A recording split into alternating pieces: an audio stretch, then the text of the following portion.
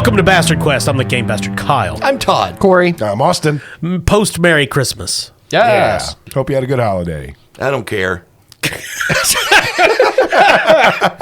Well, I do.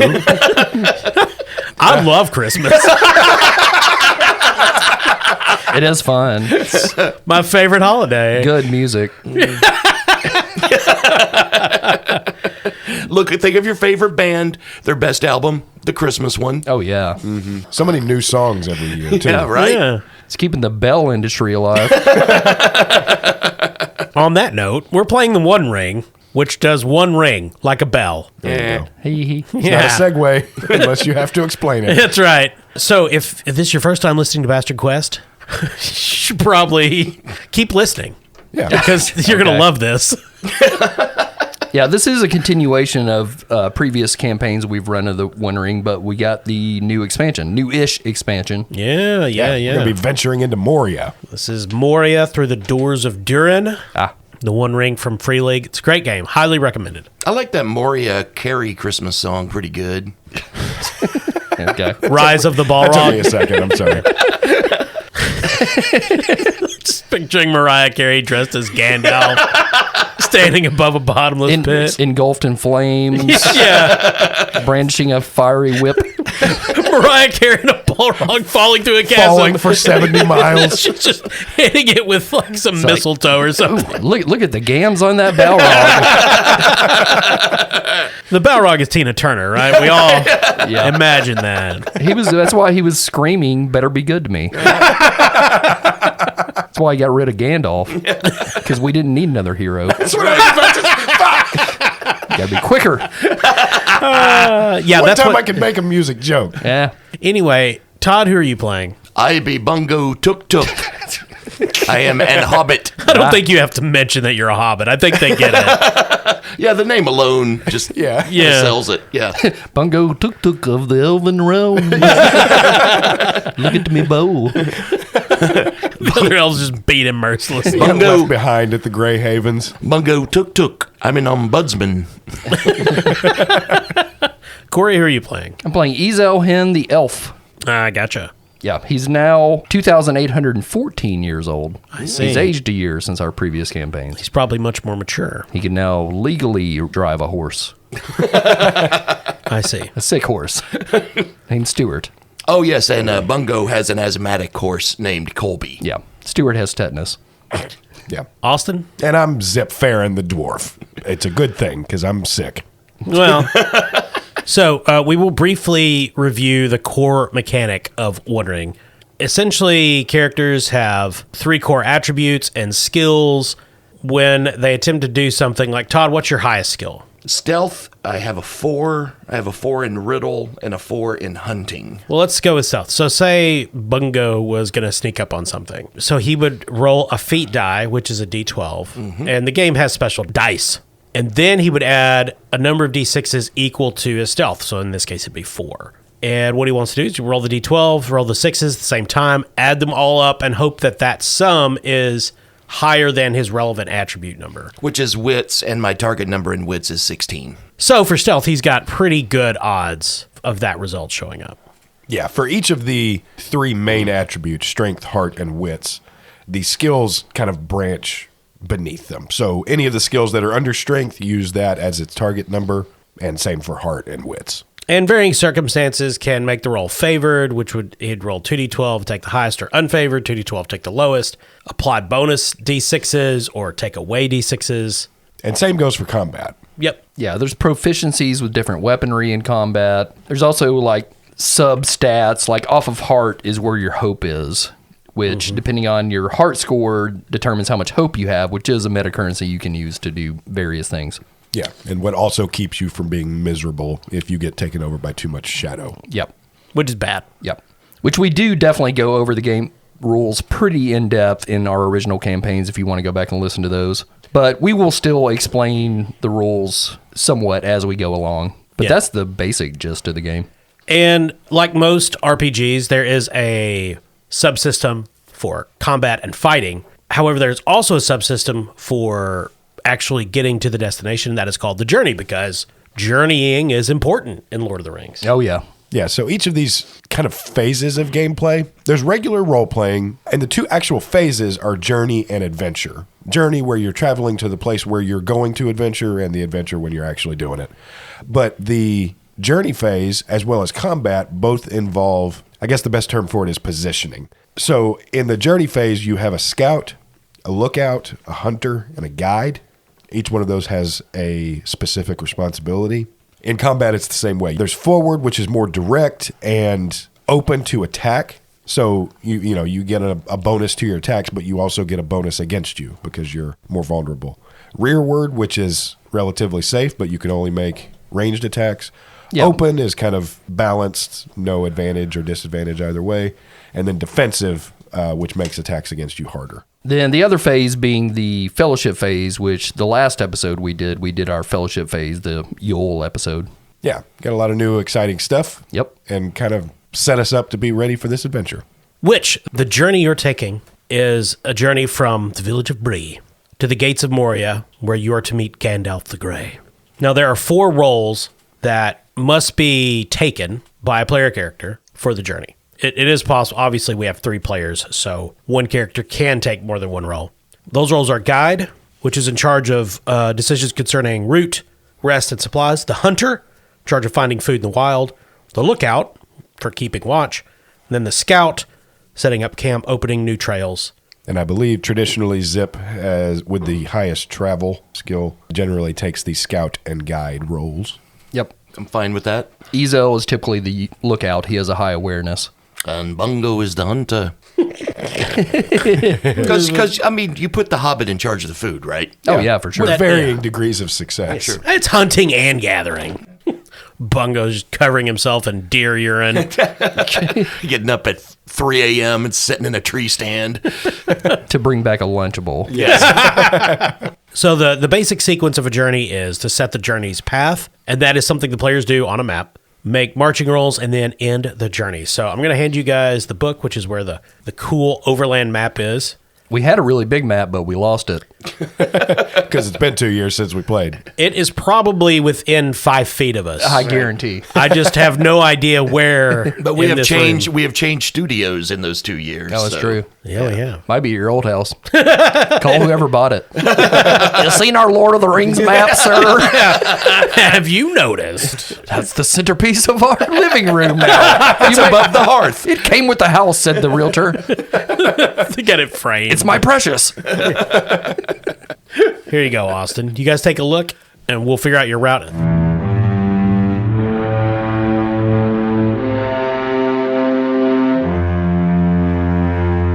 All right, so for those following along on a map, if you have the One Ring game, you'll know that the path of the Lord of the Rings is to travel east, past Weathertop, and then they skip a whole lot to get to Rivendell because Frodo was unconscious. And then they basically just travel south through the mountains to get to Moria.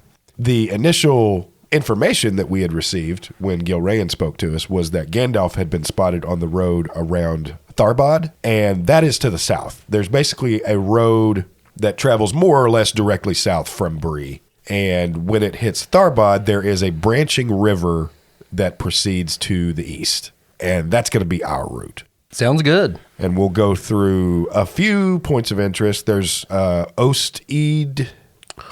Ostenadil. the West Gate, Redhorn Pass, and of course Moria. Okay, so I'll have some more specific questions when we get to them, but as of now, I have a vague idea of where you're going, which is all we need to start. But I assume from Bree to Tharbad, do you plan to stay on the road, or do you intend to move cross-country? I mean, I don't think there's any reason to be secretive about it yet. I'm fine traveling along the road. We can at least start on the road because Bree's a relatively safe area. And if we get into trouble, we'll run. There are downs on either side of the road proceeding south. Yes. So we may have to keep an eye out for those, but I think that argues more than anything for staying on the road. You mean the downs full of undead? Yeah. Yes, Churchill. The land of the horse trainers. A small people. I just thought of a bunch of zombie Winston Churchills ripping their way out of graves. Have a brandy! Oh, I was thinking of zombie jockeys, like really tiny. Well, they're riding the Churchills. Yeah. Ah. So as the journey goes on, you can accumulate fatigue, which is bad. And if you accumulate a certain amount, that can roll into endurance loss when you get to your destination. So ideally, you want to reduce the amount of fatigue that you take. As well as affecting rolls, right? Yeah. Yeah, because you can get weary is one condition you can achieve. Miserable. Yeah. Dead. That's bad. That affects your traveling. It does. Yeah. And we're not talking like simple plus or minuses to rolls. Kyle, what's the effect of miserable? Is that the one that 1, 2, and 3 you don't get to count anymore? I think so. Oh, no, I was misremembering. Miserable is when you roll the feat die and the Eye of Sauron shows up, you automatically fail. Ah. When you're weary, success dice, meaning D6s that result in a 1, 2, or 3, are not counted. Ooh, that's Yeah. bad. So it's even, neither one of those are no joke. Yeah, both are not ideal. Yeah, so we have a current endurance score, which is different for all of us, and we have our load, which is our load. The weight we carry. Yep. So, Austin, to start, you will need to make a travel roll. Of course, time for Zip. Oh, great. So Zip has a travel of 3. So I'm rolling the feat die and 3d6. And what is your target number here? For heart, my target number is a 16. Now, if you get the 12 or the Gandalf rune, that's an automatic success. It is. Good God, so many low numbers to start the game. God damn it, here we go. I literally rolled a 6. Jesus. Good job, buddy. A total of 6. Now, I do have some good news for you. Since you are on a road, you should have gotten a bonus D6. So you can go ahead and roll that now. Oh, okay. You're That's welcome. right. If you're off country, you don't get that. Gotcha. All right, well, that's 11. Just for my own aggrandizement. Is 11 higher than 16? It is not. Interesting. So during a travel phase, you're always going to travel some distance, which, in game terms, it means the GM's going to advance you some number of hexes, and then there's an event. Failure means the event occurs at a much closer interval. So, for example, 2 hexes as opposed to your travel success would advance you further. Yeah. If I'm not mistaken, Kyle, I believe there is a way to actually calculate distance if you're using, say, like miniatures and things like that in this game. We're not doing that, but it can still be figured in terms of general distance crossed. Yeah. So this sounds like the equivalent of like we got started and Colby had an asthma attack and we immediately had to pull off again. Sure, blame my asthmatic horse. I mean, Kenny's fine, He's farsighted. but we don't know what the actual event is. Yeah, it could be something good, like a nice birthday party. I bet it will be. Yeah. So you guys begin moving down the road, down the Greenway, which is much more open path through the wilderness than it is a true road in this day and age. But it is more than enough to navigate by. And as you're moving, Easel is keeping watch because Easel's the lookout. So, Corey, you will need to roll the Elf's Awareness. Okay. Now, again, this is on a road, so you get a bonus D6. Okay. And I have 2 die in awareness, so rolling my D12 and 3D6. So my target number was 14, got a 17. So as you're moving down the Greenway, Easel notices that you've begun moving farther west than you should. You accidentally got off on an old arterial that would go somewhere else, probably someplace that no longer exists. And this only delays you a short time as you quickly move cross-country through some brush to get back on the true Greenway. Everyone takes 2 fatigue. Yeah. That's my bad, everybody. Sorry about that. Behold, an old arterial.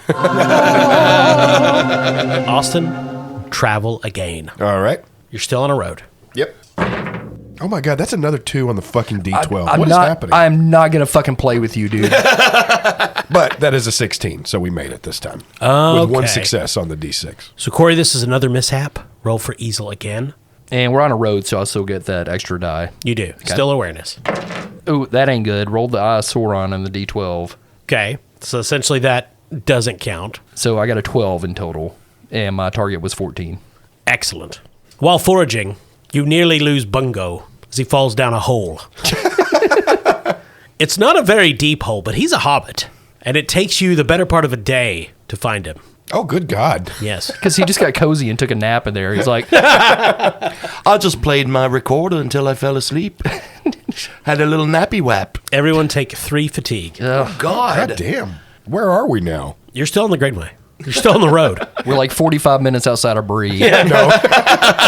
You're close to the halfway point of making it to Tharbad. Oh, okay. All right. Austin? More traveling. We're still on the road. Jesus fucking Christ. Go to hell. This D12 business is... I still made it again, but that's the third time a D12 has come up with a 2. I did roll 2 6s, so 2 successes on the D6. That's a total of 19. Gotcha. With no help from the feat die whatsoever. Todd, Bungo is hunting. Roll your hunting. All right. My hunting is a 4, and we're in the travel section, so I have maps, which gives me a +1 to all my feat rolls. So I'll be rolling 5d6 and the feat die. 66 because we're on the road. Thank you, Corey. Yep. And my target number is 17. That's a 30. Damn. Plus 2 6s. Nice. We're eating good tonight. Hey, guys. Found a KFC. Get us a 20-piece bucket. Dibs on the thighs. So everyone takes 1 fatigue. Okay. But Bungo finds a shortcut through some woods. The road, in his opinion, was winding unnecessarily, so you cut cross-country for a few hours, wind up back on the Greenway, and have shaved a day off your journey. Hell yeah. Nice. Austin, roll again, risking it all. You're very close to Tharbad, you believe. Okay. Perhaps a day, maybe 2 more. That is yet another 2 on this goddamn D12. There's just nothing about you like. No, that's just a 12 total. And your target number? 16. What is happening? You suck. We're 150 some odd episodes in. We have established this with your rolling. Yeah. I mean, you're literally our guide, yet Bungo just goes out foraging for some food and stumbles upon a shortcut. Zep's the type that refuses to look at a map. Of course, yes. Right.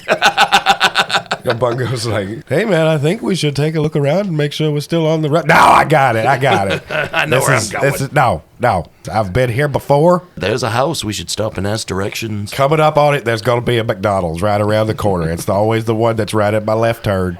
There are several men selling crack cocaine over there. It's the construction that's throwing me off. Todd? Is it food time? It is Bungo hunting again. All right. I'm still pretty full from the KFC. Once again, 6d6 and the d12. Oh, there's that boy. Yeah, that boy that's about Gandalf. I call him Mithrandia. Ta-ha. So that's a 34 total. Jesus. So this is a joyful sight. If you've spent any hope, you regain 1, but I believe you're all at max. Yeah. No fatigue is gained. Cool. In a world of Austins, be a Todd.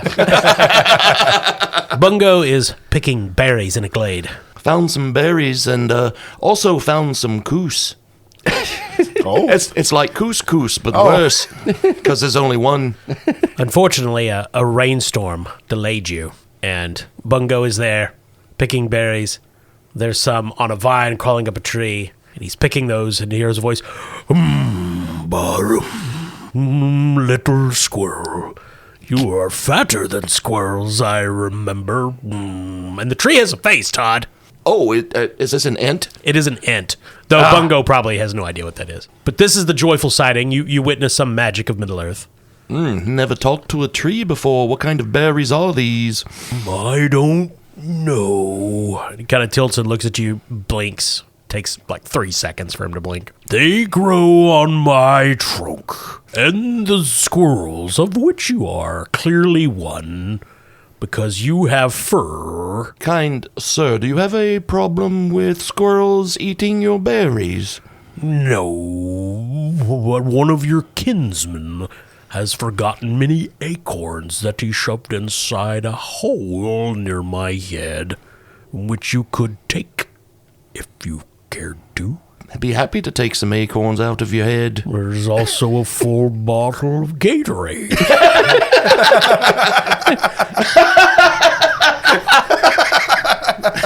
You can take. It is not what plants crave. Do you have a name, friend? I am known as Bungo Tuk Tuk, the squirrel. Of course, I have a name. It is Trunk Face. Pleased to make your acquaintance, Trunk Face. My entwife gave me a different name, but it has been too long since the divorce. And by divorce, he means she is now a cabin. Gondorian hunting lodge. I mean, it sucks 'cause she got custody of the acorns, too. Yeah.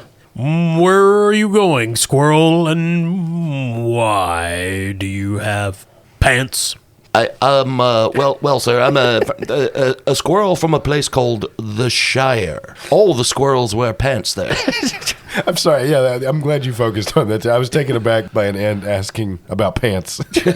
Well, I mean, he does know what pants are. Does he? Sure. He was around some mortals thousands of years ago, and they had pants. Ah, okay. And of course, as you may have noticed, all the squirrels from the Shire have the gift of speech, and we also have the gift of song. And Bungo takes out his recorder and plays a little tune for the Ent. He spears him through the chest with a branch. Yeah, you can roll your song to see if you please the Ent. Okay. Okay, so I have a 3 in song, and I'm favored in song. So that's going to be 3d6, the d12, and does that add a d6? If you're favored, yeah, you roll 2d12. 2d12, that's right. Yeah. So 3d6 and 2d12. Yeah, it's basically advantage with the D12. Yes. Okay, so target number 17, and 17 exactly. So you play this tune for the Ent. Play long into the afternoon. No doubt Easel and Zip are wondering where you are. But who cares? You're playing for a tree. Not really. Just figured he fell down another hole and just curled up, snoozing. And the Ent falls asleep, and you're beginning to tiptoe away when he goes, that was a good song. It has been so many years since I heard a song, little squirrel. That's a composition I wrote. I call it Wagon Wheel. Oh, God. Well, Mr. Trunkface, I appreciate the acorns and the berries, and especially that Gatorade. Where are you going, little squirrel? Where does your journey end? Well, me and some friends are on the road to Tharbad. Be careful, squirrel. A little birdie told me that the shadow lays on Tharbad, and there is a wizard there, a sorcerer of the old world. Thank you, good friend. I've enjoyed the time we've spent together, but must be on the road now. Pip pip cheerio. Good luck, squirrel. Thank you, Trunkface. Perhaps our paths will cross again. You know him as Gandalf. We call him Thrabble Babblebib. So, Bungo got the insinuation that he was not talking about Gandalf. No. Oh. All right, guys. Well, just had a lovely chat with the tree. Oh. Wait, say what? That was a talking tree. You know what? I just remembered we fought a tree, and that doesn't seem so strange. So, he had some acorns and some berries, and look at this. It's a giant cooler, 5-gallon, full of Gatorade. Ooh. I hope we win a game. Did anyone bring any orange slices? But the tree also told me that there is a shadow over Tharbad, and that there is an evil wizard there. I don't think he was referring to Gandalf. So I suggest we proceed with caution. Yeah, we may need to just try and pass through Tharbad instead of stopping to rest there. We might have to make camp somewhere else. But there's nowhere else around. That's the problem. Well, don't worry, Zip. I'm sure with your excellent navigation skills, we'll probably never reach it. Well, if my sense of direction is any indication, we'll be there within the day. And then he holds up this map that is riddled with holes. Like it's just burned. Why is he using it? 3 moths fly out of it. Roll your travel, Austin. Okay. Hold on, that's a Candyland board. This must be some kind of record. I don't understand. You I don't even swapped understand. out D12s and I did. I've done it 3 times. I've No- still only rolled 2s on this D12. All right. Guys, I'm fucking out. See you later. Don't worry, Corey. I made it this time. Shit. Tired of it. I hit my target number this time because everything else was a high number. All right, I forgot I was under contract. Also the only one with a computer. Kyle's lawyers are just that fast. The cease and desist just arrives immediately. They're just standing outside the window. It's literally he implanted chips in each of us. And All right, I rolled a total of 21. Oh, well. Good job. One success on the D6. You make your way down the road to Tharbad. Easel remembers when Tharbad was once a great city of men. It was all right. It had a fine bridge that crossed the Grey Flood River, a fortress and marketplace for ships traveling up the river. These days are long since past. Tharbad is a shell, a broken ruin of a finer age. And the bridge that once covered the Grey Flood is also a ruin, washed out by floods 50 years ago. Many of the stones tumbled into the waters, now mere pylons. But fortunately, the river is shallow and wide enough here that it can be forded in calm weather, which is what you have here. You begin moving across the river with your mounts, your boots wet, splashing up great spouts of muddy river water onto you. It's cold, clammy. Bungo yearns for the Shire. But fortunately for us all, it is on Zip's shoulders that the consequences of this fording turn. Oh, fuck. Austin, you will need to roll your explore as the scout. Okay. Also, I should let you know that the random event was a terrible misfortune, so if you fail this, it will be particularly bad. Oh, okay. Fuck. Kyle, does this count as still being on the road? You know, Austin, I don't think so. Okay. Do you want to spend hope? Okay, so yeah, I will spend 1 point of hope and give myself one extra D6. Alrighty. And I'm rolling my Explore. I have a 2 in Explore. My target number for wits is 15. oh my God. Did you roll the Eye of Sauron? I rolled the Eye of Sauron on the D12. I've rolled only 1 and 2 on the D12. Sweet. Today. But I'll fucking kill you. I rolled 2 6s on the D6s and a 4. So I have a total of 16. So it is a success. On the far shore, you notice a party of men, and to your eyes, they have dressed very strangely. Not the drab browns and grays of men of Eriador, Bree, or the small towns, or even the more colorful clothing of the men of the Lonely Mountain and Lake Town. Their clothes are of strange cut and design, and you point this out to Easel, and he tells you from his memories that these are men of the East, the Far East, Harad. I've seen this before. They're wearing pants where the shirt should be. And as you approach, you notice they are carrying curved bows of ivory and bone. They call out to you, "Hi, dwarf, where go you?" Well, just over there to that bank here just a minute once we get out of the water. "We are watchmen of the great city of Tharbad." Okay. Oh, watchman, I am Ezel. And I'm Zip of the dwarves. This is Bungo. He's a little fella. My name be Bungo. Tuk. "We are searching for a traveler, an old man dressed in gray, pointy hat, real attitude. Just talky, backy son of a bitch. Have you seen him?" No, but we also search for this man. Some know him as Gandalf the Grey. Some know him as Rub-Tub-Baroo. Do you tell them you're also looking for Gandalf? These guys that are obviously warriors of the shadow. Are they obviously warriors of the Yes, shadow? they're from Harad, dude. Oh, okay. Kyle said extreme misfortune. I rolled the Eye of Sauron. Doesn't matter how bad I roll, Corey, if you're just going to tell people are shit. I was thinking that to myself. Yeah, I'm with Austin on this one. Austin did okay. What I am saying to you for the first time speaking is, have you seen this man? Know of his position? No, he has escaped us. He is wanted for many crimes. Well, that sounds terrible. What we will do is keep a lookout for this old man, and if we see him, we'll trick him into coming your way. Because we're tricksters. So this seems to satisfy them. Yes. They're convinced you don't know Gandalf, but only Thank because God. Austin was successful on his roll. You still all take 3 fatigue.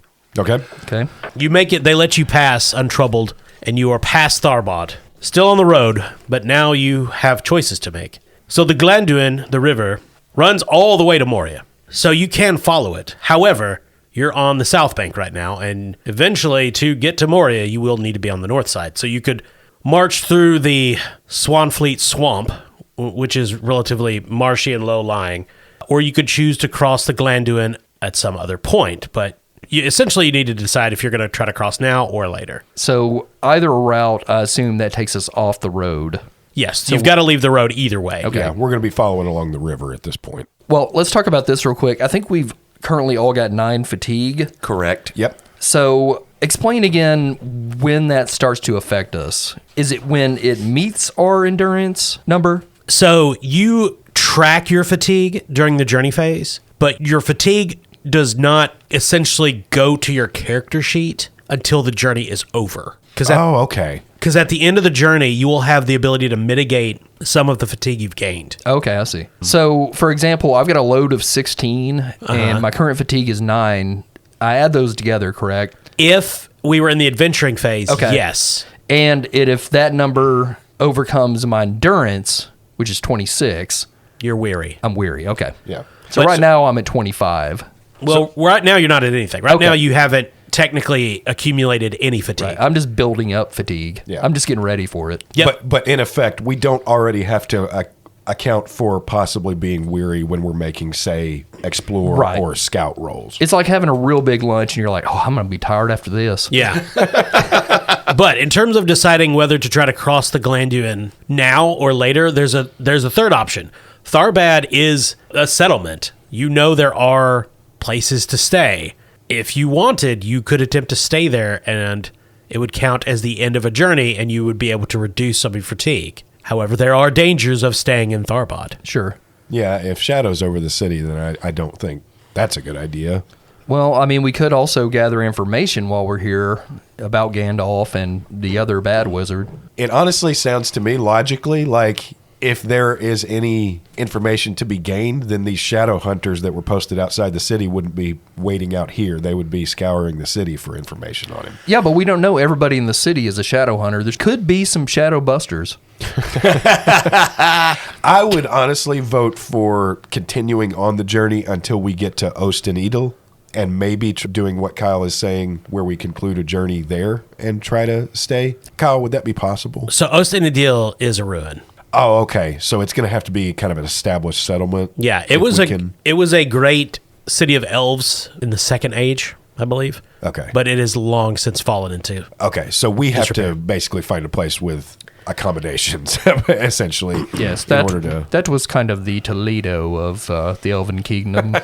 Well, Tharbad is the last vaguely safe place, though it might not be safe. Okay. So- well, I'll go with the majority. So the next possible end to our journey would be Moria then, right? Yep. And we're still quite a ways away. It's some distance, yes. Okay. Bungo currently has an endurance of 15. His fatigue, as we mentioned earlier, is 9. You add that to his load of 14, and that puts him at 23. So he Right. would definitely be weary once the journey's over. So Okay. I would like to try to lose some fatigue personally, but it's not a huge thing if he doesn't. All right. Well, if you guys want, let's go ahead and duck into Tharbad Yeah. and see if we can Okay. catch some rest. Plus, need to see if there's an apothecary. Colby's inhaler is empty. Yes, and I need to find a pry bar so I can feed Stuart. So the three of you make your way into Tharbad proper. Behold, Tharbad proper. The great wall that once ringed the city is nothing more than a low mound with grass growing out of it and sheep grazing on top. There are more abandoned houses than occupied, and any new construction is wood and not the Gondorian stone of old. The city center, or what passes for it, around the ruins of the old fortress, is dispiriting to one such as Zip and Easel, who have seen great cities in their time. Bungo's just snapping pictures with his phone. He's Yeah, for Bungo, this is easily the largest city he's ever been in. glorious. There is clearly a market day going on. There are hundreds of people, not the teeming thousands that once lived here, but a crowd for Eridor in this day and age. Farmers from distant homesteads and villages, local artisans, and the occasional man in strange clothes carrying unfamiliar weapons that no doubt serve the new sorcerer. You find an inn called the Hanged Man. Oh, let's stay here. The inn is the obvious place to stay, though you could look for private accommodation with some of the citizens. Oh, look, a place called Cozy Rosie's. Let's skip that. Essentially, the hangman is your default option if you want to find a safer place to stay. Not that the hangman isn't safe. It's not. That's going to require a feat roll. Okay. I say we try to find safer accommodations. Yep. Well, which one of you freaking geniuses is doing that? Well, what's the skill we're rolling here? I don't know. What if Zip makes a scan to see? So Gandalf's a traveler. Yep. I mean, he's widely known kind of amongst our circles and things like that. And we've seen him make his mark upon doors for places that he favors. Yeah. So he's walking around peeing on doors? Yeah. You just got Gandalf You just got that boy. in your face. Yeah. What if Zip made a scan to see if any locations within Tharbad were safe to stay, like to look for Gandalf's sign? Yeah, you could absolutely do that. Okay. Because the information that we had him on the road around here, so he would have had to have at least passed through here. Zip has a scan of 3. Not going to spend a point of hope yet. Well, you're going to take away one of those dice because the shadow lies heavily on Tharbad. Oh, okay. Well, maybe I am going to spend some hope. My skill and scan is a 3. So I'm rolling a feat die and 3d6. My target number for wits is 15. So I made it again. I rolled exactly a 15. I rolled another Eye of Sauron on the d12. I rolled another 1. Corey, I think we need to have a serious conversation about Austin actually being Sauron at this point. I don't even want to talk about him. I don't understand. I've not rolled above a 2 in, 8 rolls on the d12? Can we just pretend Austin's playing? And then we'll come back later, Todd and I and you, Kyle, and we'll record the proper episode. You gotcha. Look, I think Austin's doing great. Anyway, I made it. It's worked for 150 episodes, Corey. It's true. I'm so tired of programming that AI Austin voice. Anyway, I made it. With 1 success on the d6, I rolled a 15 exactly. So, some streets behind the hanged man, choosing perhaps eruditely not to debunk there. The 3 of you are walking along, exploring Tharbad. Fortunately, you're not the only strangers in town today, since it's a market day. And you see a quaint little stone house sitting some distance back from the road. Still in the city, but surrounded by new trees growing in the middle of town here. And the mark of Gandalf in a stone by the roadside. You knock on the door, and it is opened by a short, hairy-footed hobbit who says, "Hello!" Oh, hey there. Yes, greetings. Hello, brother. "Oh, it's a..." He runs out and hugs Bungo, just tackles him. "Oh, not more big people, but one hobbit-sized person." Quick, Zip, protect Bungo. We draw. I'm on it. We draw our weapons. Time for Zip. He's picking Bungo up. "Come on in, I'm just caramelizing some onions. I'm gonna make man. French dip soup." Oh, my God. Hang on. Let's go inside. What be your name, brother? "Oh, my name is a typical hobbit name. I'm sure you could guess it. It's Valdy Pick Pick." Valley Pick Pick. I knew some Pick Picks back in the Shire. "Oh, did you know my uncle Hung Hung Pick Pick?" Yes, very well. "Yes, well, he's dead now." Sorry to hear. Yeah, Anyway, we stopped by here because I saw Gandalf's rune on your door. He is ignoring everyone except for the other hobbit. "Anyway, come in. I've got some fresh bread." And he pulls y'all in, slams the door. "What are you doing in Tharbad?" Now, easy there, young Pick Pick. He's got a knife from somewhere. "This place is dangerous. Gandalf didn't send me here to just fuck about." We're on the trail of Gandalf. Well, young Valdy, is it? Valdy Pick Pick. Get it right, Elf. Valdy Pick Pick. Named after her Patreon member, Valde. Thank you. Yeah, Yes. thank you, Valde. You're a psychotic athlete. Well, we are also on a mission to find Gandalf. We are no friends of the shadow. Look at me, I'm an elf. Yeah. We're all good. Yeah. Don't look at me too closely. Valde, these be my friends. You can trust them. Hell, I guess I can trust you since you're a hobbit. A hobbit can never be turned to evil. I like this fella. Except for my uncle Chrysanthemum. Okay. He opened a tanning salon. "Well, you're welcome to stay here. I haven't seen Gandalf in a few days. He said he was heading to Moria, awaiting a group of travelers, much like you, carrying some item of power he said best left unmentioned." Yes, we are the travelers he's waiting on. We would be most appreciative for some food and rest, brother. Yes, do you have a bunk? I have a cellar, which is the safest place to hide in case the Harad men come back. We are most appreciative, Brother Pick. Do you know anything about the Harads that are hunting Gandalf? Hell, they came with the sorcery. Arrived a few winters ago. He's in the old ruin. Keeps up there with his experiments and his Jabberwocky. Who is he? I don't know. I didn't go in and say, "Oh, well, the pick. I want to Gandalf the Grey Spies. I want to hang out." Well, the pick didn't hit 75 on being a dumbass. Brother Pick, in all fairness, that is something Zip would probably do. Oh, So well, you have to know. forgive him. He's a dwarf. Dwarves. Anyway, I do have French onion soup and some day bread, and you're welcome to dinner. We would be most honored to share a table with you, young Valdy Pick, and possibly remove some fatigue you. All right, well, I'll just wait till my wife gets home, but Oh, what's her name? Deborah? Lovely name. Old Debbie Pick. No, it's just Deborah. She said she didn't want to take a hobbit name. Anyway, so he sets the table, French onion soup, crusty bread, good cheese. And you're all sitting down when Deborah comes in. She's a human woman. So this is like a Roger Rabbit, Jessica Rabbit kind of situation? She's not that attractive. Okay, cool. She's just a normal person. But they are cartoons. Yeah, they are cartoons. They're animated, yeah. Rankin Bass. Yeah. Or rotoscoped. I don't know which way. Yeah. One Rankin Bass hobbit and one rotoscope human woman. Yes. But Gandalf headed up the Glanduin.